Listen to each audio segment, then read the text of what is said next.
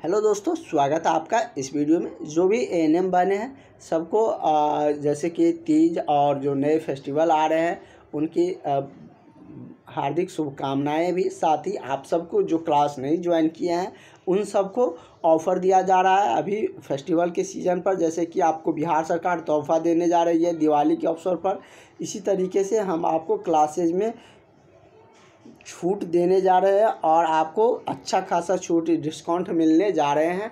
इस नंबर पर 7050872996 इस नंबर पर कॉल करके व्हाट्सअप करके जो भी कैंडिडेट अभी तक क्लास नहीं ज्वाइन किए हैं क्लास ज्वाइन कर लीजिए, ठीक है। हम लोग ऐसे कि हालांकि मिडवाइफरी टॉपिक का 250 क्वेश्चन देखे हैं, लेकिन ये टॉपिक थोड़ा बड़ा है, इससे क्वेश्चन भी आते हैं तो और क्वेश्चन हम लोग देखेंगे। लगभग 30 क्वेश्चन देखेंगे। कल से हम लोग बढ़ाएंगे, कल से हम लोग का 50 क्वेश्चन होगा। आज हम लोग 30 क्वेश्चन ही देखेंगे। गर्भ अवस्था में महिलाओं का व्यवस्थित परीक्षण करना तथा सलाह देना क्या कहलाता है। जब गर्भ अवस्था में महिला धारण करता है तो उसमें व्यवस्थित परीक्षण करना तथा उसको सलाह देना क्या कहलाता है, ये आपसे पूछा जा रहा है। तो उसको क्या कहा जाता है, तो उस अवस्था को कहा जाता है प्रसव पश्चात देखभाल। मतलब जब प्रसव होने से जो यही ना कि गर्भ अवस्था धारण कर रहा है उसको देखभाल, निरीक्षण परीक्षण कर रहे हैं, देखभाल कर रहा है, तो वो प्रसव से पहले का प्रक्रिया है। उसी समय आप देखभाल कर रहे हैं तो नाम से ही क्लियर है, तो उसको क्या कहा जाएगा, प्रसव पश्चात, प्रसव से पहले देखभाल। प्रसव जब डिलीवरी का समय आ जाता है तो उसको क्या कहते हैं, प्रसव कहते हैं। ये आप सबको पता है। हालांकि प्रसव पूर्व मतलब कि प्रसव जिस दिन डिलीवरी होना है उससे पूर्व देखभाल, जो आपके यदि जैसे कि आप रहिएगा हॉस्पिटल में, किसी भी पीएचसी सेंटर में, कोई ऐसा पेशेंट आएगा जिसको पहले पेन होने लगेगा तो वो 5 दिन 6 दिन प्रसव से पहले आके हॉस्पिटल में रहेंगे, वहीं पर एडमिट होंगे, तो उसको देखभाल करना पड़ेगा। तो प्रसव पूर्व जो देखभाल होता है, एंटानेटेनल जो केयर होते हैं उसको मतलब कि एंटेनल केयर बोला जाता है। उसका उद्देश्य क्या होता है, हाई रिस्क प्रेगनेंसी का पता लगाना या किसी भी प्रकार की कॉम्प्लिकेशन को रोकना। क्योंकि जब गर्भावस्था के बाद जब प्रसव होने की प्रक्रिया आती है तो उस समय ये लास्ट प्रोसेस होती है, तो मतलब कॉम्प्लिकेटेड होने का भी डर रहता है। या माता को स्वास्थ्य शिक्षा प्रदान करना या उपयुक्त सभी, इसमें सबसे सटीक आपको क्या लग रहा है आंसर होना चाहिए। वैसे दो मिलता जुलता है, दो मिलता जुलता है तो आप उपयुक्त सभी मार सकते हैं। क्या है कि किसी भी प्रकार की कॉम्प्लिकेशन को रोकना होता है और माता को मतलब कि स्वास्थ्य शिक्षा प्रदान करना है। अगर आपके पास आए हैं तो उसके क्या हेल्थ कॉजेज होते हैं, क्या सब आपको उसको देना चाहिए, क्या सलाह देना चाहिए, वो सब बताना। तो ये सब उसकी मैं क्या है मतलब कि प्रसव पूर्व देखभाल में आएंगे। तो इसका करेक्ट आंसर आपका क्या हो जाएगा, ऑप्शन नंबर डी हो जाएगा। जब भी आपको एक से अधिक ऑप्शन सही लगने लगे तो अगर ऑल ऑफ दिस दिया गया है तो उसी को आप करेक्ट कर दीजिएगा। हालांकि गर्भावस्था के सेकेंड हाफ में एक महिला को कितनी अतिरिक्त कैलोरी की आवश्यकता होती है। गर्भावस्था के सेकेंड हाफ में कह रहा है कि एक महिला को कितनी अतिरिक्त कैलोरी की आवश्यकता होती है, तो कितने के होते हैं। तो आप इसमें आप सबको इसका आंसर भी पता है। जिसका भी आंसर आप सबको पता रहते हैं उसका आंसर आप लोग बताने का बताइएगा, जैसे कि हमें भी लगे कि आप सबको भी बहुत सारा क्वेश्चन या बहुत सारा आंसर आपको आ रहा है। तो इसका आपका क्या हो जाएगा, कह रहा है कि कितना अतिरिक्त कैलोरी की आवश्यकता पड़ती है, तो कितने की पड़ेंगे, तो ये आपका पड़ जाता है लगभग 300 कैलोरी का। कितना का, 300 कैलोरी का, ठीक है। तो इसका करेक्ट आंसर आपका क्या हो जाएगा, ऑप्शन नंबर आपका बी सही हो जाएगा। नेक्स्ट है कि गर्भ अवस्था के दौरान एक महिला को कितनी मात्रा में अतिरिक्त प्रोटीन की आवश्यकता होती है। और आप सबके लिए और भी एक मतलब कॉन्साइड जो डायरेक्ट क्वेश्चन आपको हिट करेंगे वो सारा क्वेश्चन भी तैयार किया जा रहा है आप सबके लिए, तो वो भी बहुत जल्द आपको मिलने जा रहे हैं। गर्भ अवस्था के दौरान एक महिला को कितनी मात्रा में अतिरिक्त प्रोटीन की आवश्यकता होती है। तो गर्भ अवस्था के दौरान उसको प्रोटीन की भी ज़रूरत पड़ती है, क्यों प्रोटीन या आयरन का लीजिए है, तो इन सब की ज़रूरत पड़ती है। तो कितने प्रोटीन की आवश्यकता पड़ती है गर्भावस्था के दौरान, तो गर्भावस्था के दौरान उसे लगभग 10 ग्राम प्रतिदिन जो नॉर्मल डे होती है उससे ज़्यादा जब गर्भावस्था धारण करती है उसको प्रतिदिन 9 ग्राम प्रोटीन की आवश्यकता पड़ती है।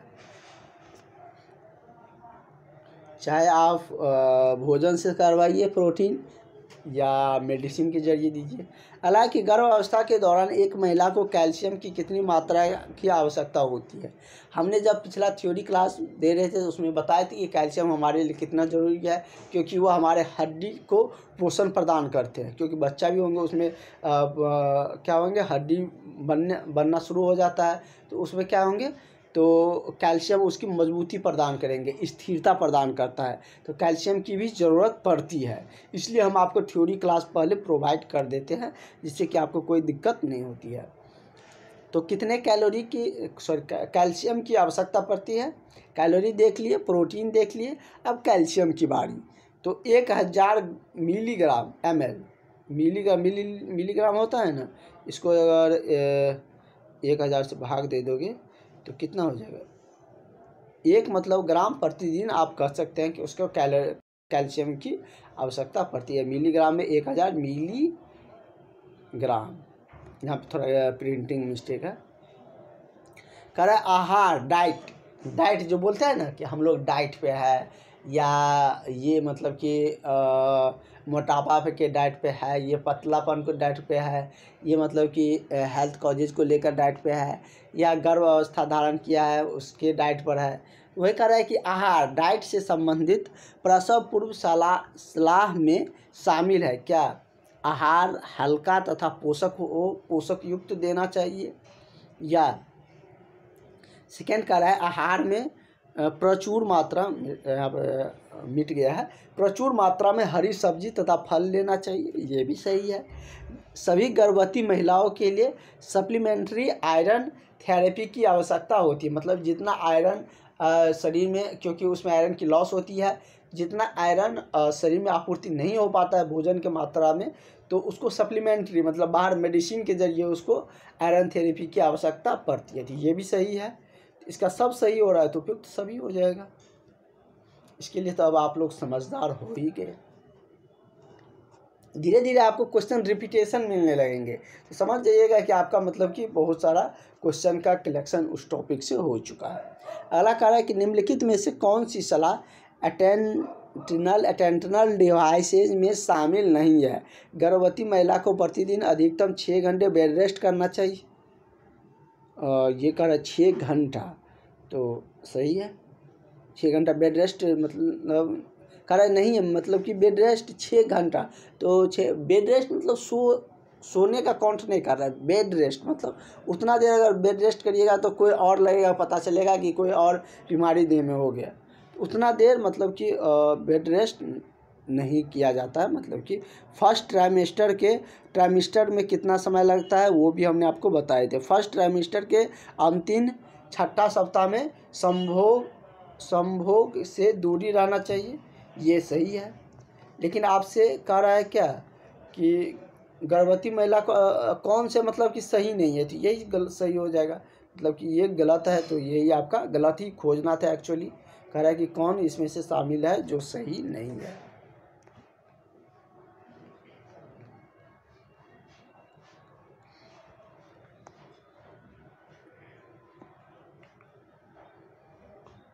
अगला क्या है, गर्भ अवस्था के दौरान निम्न में से कौन सी वैक्सीन नहीं दी जानी चाहिए। जैसे वैक्सीन आपको कोरोना काल में वैक्सीन मिल रहा था ना, उसी तरीके से बहुत सारा वैक्सीन होते हैं, तो कौन सा वैक्सीन नहीं लेना चाहिए।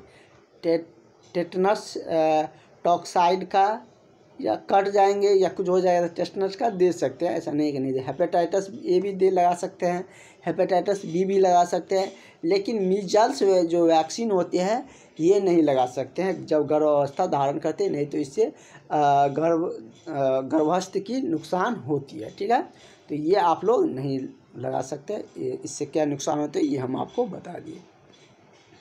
अगला है कि फीटोस्कोप द्वारा सर्वप्रथम FHS कब सुनी जाती है। गर्भ के दूसरे फीटोस्कोप द्वारा मतलब कि उसके जो गर्भ का जो भ्रूण होता है उससे मतलब कि जो साउंड आते हैं, तो वो कैसे मतलब कि जो फीटोस्कोप द्वारा सुना जाता है, तो वो कब मतलब सुनाई देने लगता है? गर्भावस्था के दूसरे सप्ताह, गर्भावस्था के 18वें सप्ताह, गर्भावस्था के 28वें या 35वें सप्ताह में। तो ये कब सुनाई देता है? तो ये आपका सुनाई देने लगता है 8वें सप्ताह से, सॉरी 18वें सप्ताह से। अगला क्वेश्चन कह रहा है कि यदि एक महिला की LMP 1 जुलाई 2012 है तो उसकी LMP होगी, LMP मतलब कि एक महिला में LMP 1 जुलाई 2012 से है तो उसकी LMP, हम आप लोग कहते हैं ज़्यादातर व्हाट्सअप मैसेज करिए, कॉल मत किया करिए, क्योंकि इससे हमें क्लास लेने में भी दिक्कत हो जाती है। तो 1 जुलाई 2012 से है तो वो कितना, दूसरा जो उसकी LMP कितने हो जाएंगे, 8 जुलाई 2013 हो जाएगा, ठीक है।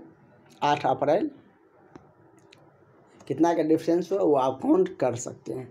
यदि एक महिला एक्सक्लूसिव ब्रेकफास्ट फीडिंग कर रही है, करा नहीं होगी, कर रही है, तब जो कर रहा है कि कॉन्ट्रासेप्टिव जो प्रोटेक्शन होते हैं वो क्या होगा? प्रसव पश्चात 6 महीना तक, या प्रसव पश्चात 2 महीना तक, या प्रसव के पश्चात 12 महीना या 3 महीना तक। ये कितने महीना तक होते हैं?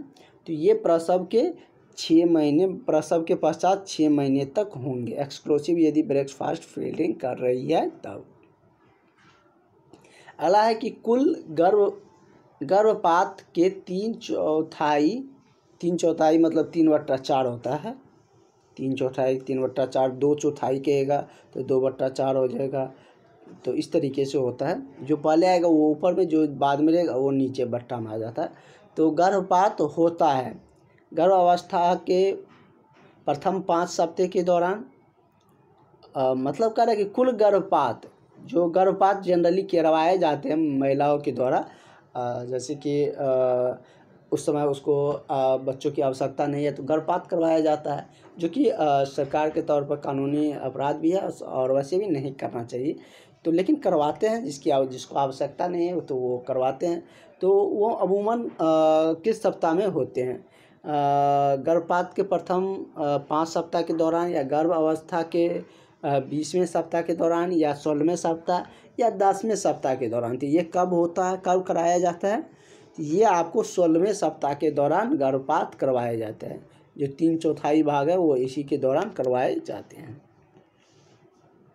अगला, निम्न में से कौन सा गर्भ निरोधक साधन के फेल हो जाने से एक्टोपिक प्रेगनेंसी हो जाती है? ऐसा कौन सा गर्भ निरोधक साधन है जिसको फेल हो जाने से एप्टोमिक प्रेगनेंसी हो सकती है? IUD, या माला एन, या कॉन्डोम, या सेल्फ पीरियड मेथड। तो ये सब क्या है? गर्भ निरोधक का ही साधन है। तो कौन सा यदि गर्भ निरोधक साधक फेल हो गया तो उसमें एप्टोमिक प्रेगनेंसी हो जाएगी। तो IUD यदि फेल हो जाएगा तो एप्टोमिक प्रेगनेंसी हो जाता है। हालांकि एक गर्भवती महिला में कैंडविक साइन कब उपस्थित होता है? निषेचन के तुरंत बाद, या जो फर्टिलाइजेशन की प्रक्रिया होता है उसके तुरंत बाद, या गर्भ अवस्था के 6ठे सप्ताह पर, या आरोपण इम्प्लेंशन के तुरंत बाद, या उपयुक्त सभी। तो ये कब होते हैं? तो ये आपका गर्भ अवस्था के 6ठे सप्ताह के मतलब कि तब जाके यह क्या होता है, उपस्थित होते हैं। हालांकि फायरस सल्फेट एक टैबलेट में अवशोषण योग्य आयरन होता है। मतलब कि फेरस सल्फेट की एक टैबलेट में अवशोषण योग्य जो आयरन होता है वो कितना होता है? 10 mg, 15 mg, 60 या 100 mg। तो इसमें कितने होते हैं? एक मिनट रुकिए। तो इसका आपको क्या हो जाएगा? तो इसका आंसर आपका 15 मिलीग्राम हो जाएगा। ठीक है, नेक्स्ट क्वेश्चन की तरफ हम लोग बढ़ते हैं। कह रहा है कि सोनोग्राफ के दौरान स्नो टर्म अपीयरेंस देखे जाते हैं किस में? तो ये आपको किस में देखा जाता है? तो ये आपको मतलब कि हेरिडिटरी डिफॉर्म मोल के दौरान ये देखे जाते थे। इसका करेक्ट आंसर आपका ऑप्शन नंबर बी हो जाएगा। ठीक है, अगला है कि ट्विंस केयर में प्रथम बच्चों की डिलीवरी के दौरान किए जाने वाला मैनेजमेंट में शामिल नहीं है। क्या शामिल नहीं होता है? तो इसमें आपका क्या शामिल नहीं होता है? जैसे कि लेबरल इपिसिटोमी दिया गया है प्रथम बच्चे के डिलीवरी के साथ, या कॉर्ड क्लैंपिंग, या आईवी रेंजलिंग सॉल्यूशन। तो क्या ट्विंस केस में शामिल नहीं होते हैं? ट्विंस केस आप जानते हैं ना, जब जुड़वा बच्चे जन्म लेते हैं तो उस डिलीवरी के दौरान कह रहा है कि किए जाने वाले मैनेजमेंट में शामिल कौन सा नहीं है, कौन उसमें क्योंकि वो नॉर्मल डिलीवरी तो हुआ नहीं, तो उसमें कौन सी प्रक्रिया काम नहीं आती है। तो लिबरल इपिसिटोमी काम आता है। प्रथम बच्चों की डिलीवरी के बाद आईवी एग्रोमेट्रिजिन दिया जाता है, ये गलत है।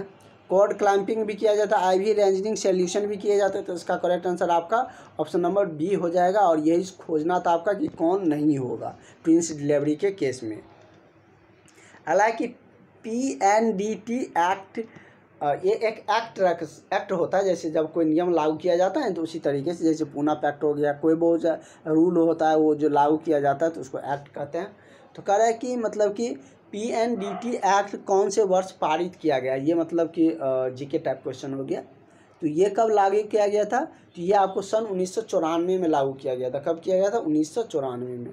हालांकि कॉर्ड की वह असमानता है जिसमें कार्ड प्लेसेंटा के मार्जिन से जुड़ी रहती है, क्या कहलाता है? प्लेसेंटा के बारे में हमने आपको बहुत सारे डिटेल्स में बताए थे। तो उसको क्या कहा जाता है? तो उसे कहे जाते हैं बाइटलर डोर प्लेसेंटा। क्या कहा जाता है? बाइटलर डोर प्लेसेंटा। करेक्ट आंसर आपका ऑप्शन नंबर बी हो जाएगा। हालांकि गर्भ अवस्था में कौन सी एंटी ट्यूबर क्यूलर ड्रग नहीं दिया जाता? ड्रग मेडिसिन को बोला जाता है एक्चुअली। तो ये नहीं दिया जाता है। तो गर्भावस्था के दौरान कौन सा है जो एंटी ट्यूबुलर ड्रग नहीं दिए जाते हैं, ये आपको पता करना है। तो एस्ट्रोपोटोमिसिन जो होते हैं, ये मतलब कि गर्भ अवस्था के दौरान ये ड्रग नहीं दिया जाता है। तो इसका करेक्ट आंसर आपका ऑप्शन नंबर ए हो जाएगा। अगला है कि प्री एक्लेम्पिसिया निम्न में से किस अंग को प्रभावित करता है?